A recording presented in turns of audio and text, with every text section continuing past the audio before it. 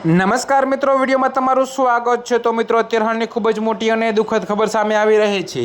તો મિત્રો, તમને જણાવી દઈએ કે 2 જિલ્લામાં ઓરેન્જ અને 4 જિલ્લામાં યલો એલર્ટ। જી હા મિત્રો, તો તમને વધુમાં જણાવી દઈએ કે ગુજરાતમાં આગામી 3 દિવસ સુધી કમોસમી વરસાદની આગાહી છે। જો કે મિત્રો, અરબી સમુદ્રમાં ડિપ્રેશન નબળું પડ્યું છે। જી હા મિત્રો, તો તમને વધુમાં એ પણ જણાવી દઈએ કે જો કે મિત્રો, મળતી માહિતી પ્રમાણે હવામાન વિભાગે દેવભૂમિ દ્વારકા અને પોરબંદર જિલ્લા માટે ઓરેન્જ એલર્ટ જાહેર કર્યું છે, જ્યારે મિત્રો કચ્છ, રાજકોટ, જૂનાગઢ અને જામનગર માટે યલો એલર્ટ આપવામાં આવ્યું છે।